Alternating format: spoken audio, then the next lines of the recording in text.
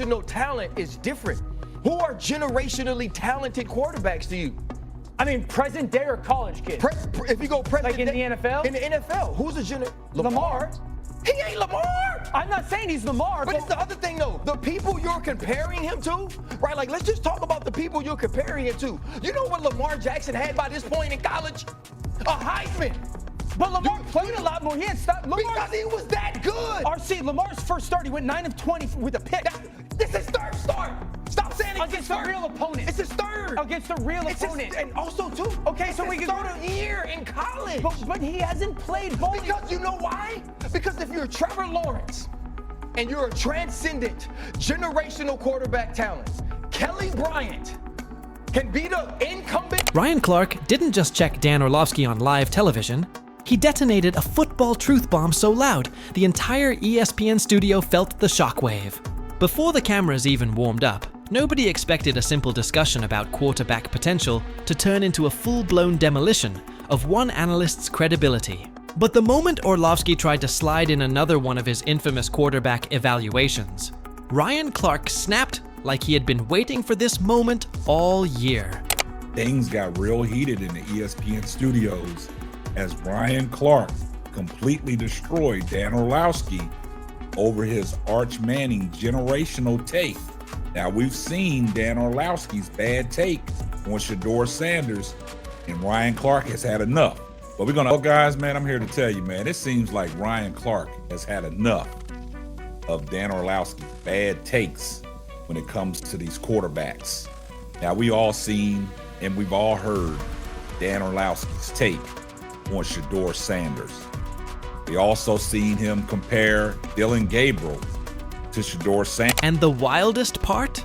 This wasn't even supposed to be about Shéduer Sanders, but somehow every road led back to the same broken system that underrates real talent while elevating hype into mythology.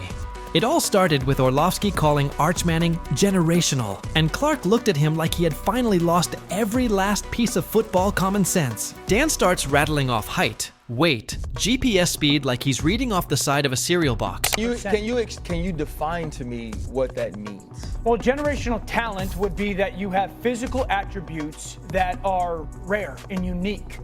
When did 6'4", 225 pounds, 4'5", 4'6" in the 40. None of those things. 100%.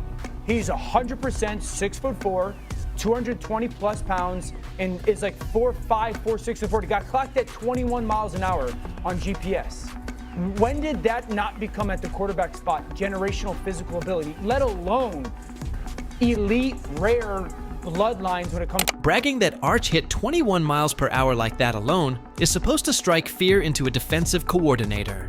Clark sits there the whole time, quiet but boiling, the exact type of silence you hear before thunder hits. When he finally speaks, it's like a switch flips. He asks the question that freezes Orlovski in place. What does generational even mean? Because anyone can memorize measurements. Anyone can get excited about bloodlines. But Clark wasn't about to let Dan crown a quarterback with 3 starts as the next Elway or Mahomes. Again, it's preseason week 1. First option, Joe Flacco. He's played for like 20 years. He's not going to start preseason week 1. The next 2 options would be a Kenny Pickett or a Dillon Gabriel. Both are dealing with hamstring injuries. Neither has practiced a ton recently. If they've done anything, I believe it's been 7-on-7. Who do you want to start the game? The next 2 options are Shéduer and Snoop Huntley. Shéduer's been... Dan tries doubling down, tossing names out like Andrew Luck, John Elway, Patrick Mahomes, all while sliding Arch Manning into that conversation like nobody would notice how insane it sounded. Clark didn't buy a word of it. And this wasn't just disagreement. This was Clark attacking the very foundation of how analysts like Orlovski judge quarterbacks in the first place. He exposes the long-running pattern. Analysts overpraise hype machines and undercut guys who've proven themselves when it matters most. And that's when the focus shifts. Because Clark isn't only clapping back at Dan's Arch Manning worship, he's calling out the same flawed logic that led analysts to treat Shéduer Sanders like a late-round afterthought instead of the quarterback who walked into 2 different underdog programs and flipped them upside down. The greatest quarterbacks he's seen in college history. Now, there's a long list of quarterbacks that we can talk about in college that was great. But the thing about it is Dan Orlovski's takes on these quarterbacks, because Dan Orlovski was a quarterback himself. And like I stated to you guys, man, Dan Orlovski likes mediocrity. He likes mediocre players because he was a mediocre quarterback himself. And Dan Orlovski takes on these quarterbacks is downright asinine. And Ryan Clark wastes no time in destroying everything that he has to say about these. Clark never had to say it directly, but you could hear it behind every word.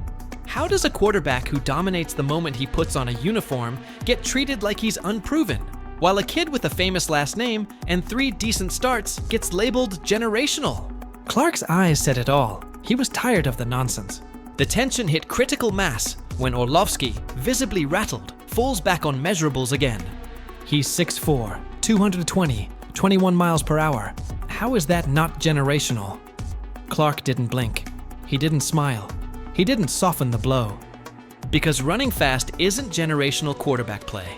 And in that moment, you could practically see Orlovski's soul trying to crawl out of the studio. Clark moves in for the kill, pointing out how Orlovski loves prospects who remind him of himself. Big arm, average production, and a whole lot of hype that never matches the tape. It was surgical. It was personal. It was overdue. And then came the line that instantly went viral. I don't care what that little vest you wear on top of your nipples says. Because of the way the first start on the road. There's very few of them. I think there's less than what you think.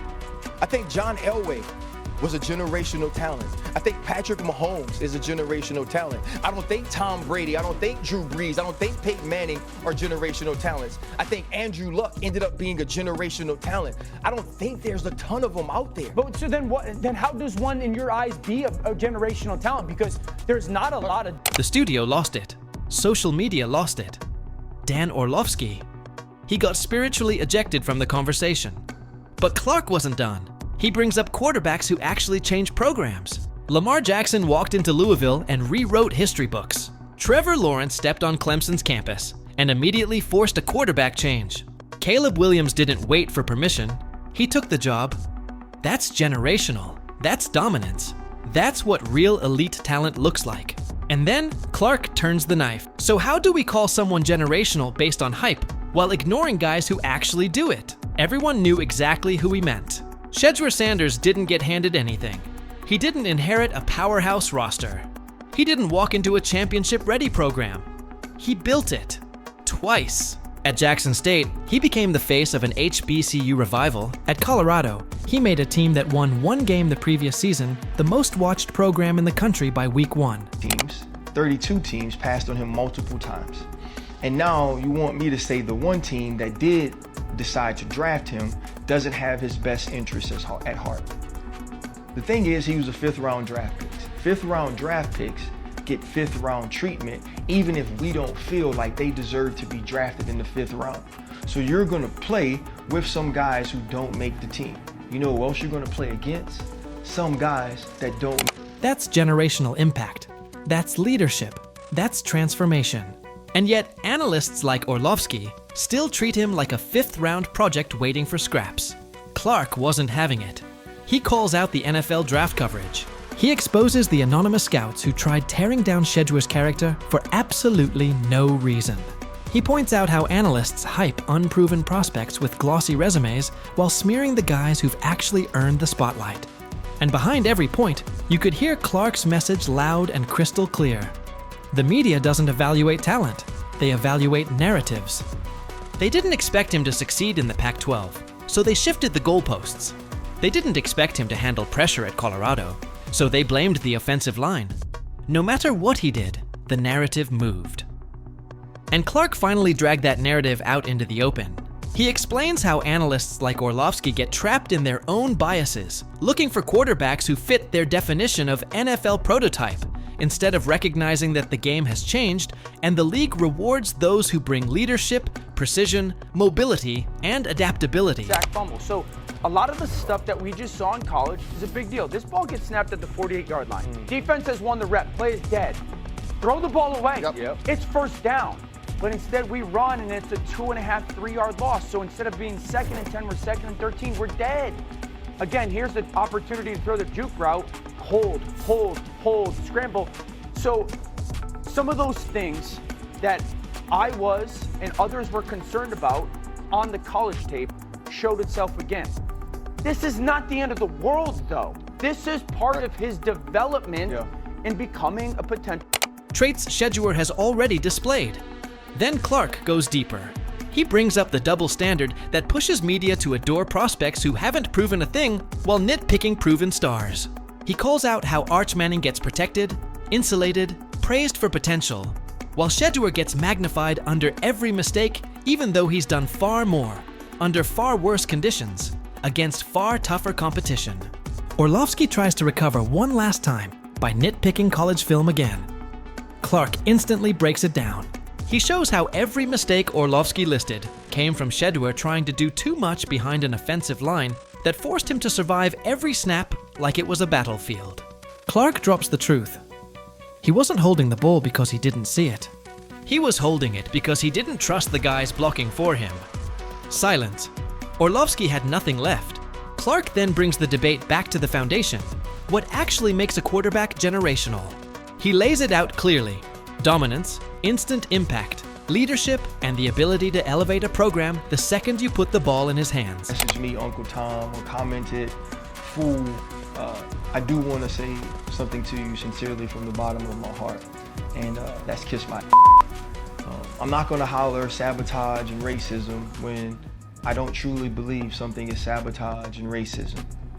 I did have a problem with the way Shéduer Sanders was covered in the pre-draft process. The anonymous reports demeaning a young man's character who had never done anything wrong away from the field, had never shown anything but leadership. Then he compares that to Arch Manning's resume.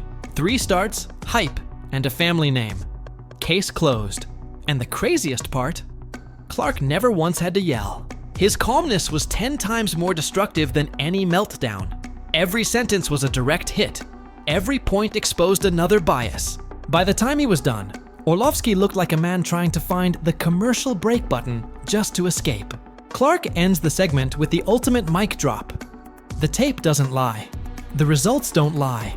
And real talent doesn't wait for permission. He didn't need to say Shéduer's name. You could feel it in every word. The message was simple. Analysts can hype whoever they want, but the field tells the truth every single time. And Shéduer Sanders has been telling the truth through his play for years. The fallout was instant. Fans took Clark's side unanimously. Analysts who once defended Orlovski suddenly went quiet. What else do you want them to do in Cleveland? It's an opportunity for him. It may not be the ideal opportunity. Very rarely is it for a 5th-round pick, but it's an opportunity for him to go out there and do in a game what many have reported he's done in practice. Stop. Clips of the vest line started flooding social media, and the bigger conversation began. One the football world had been avoiding for years. The way the media uses hype to crown some quarterbacks while burying others. Clark didn't just expose Dan Orlovski. He exposed the entire structure that lets analysts reward potential over production, narrative over reality, hype over truth. And Shéduer Sanders became the centerpiece of that truth.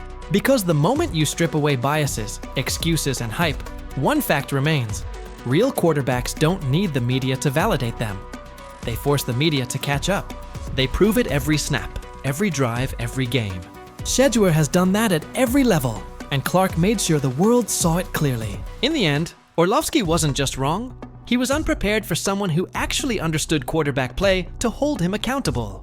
And Clark did it so effortlessly that the entire segment will go down as one of the most ruthless, unfiltered, and necessary reality checks in sports media history. Because when it came down to the truth, Clark didn't just win the debate.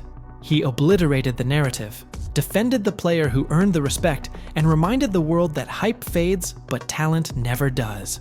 And if the media still wants to play the generational game, Clark already answered it.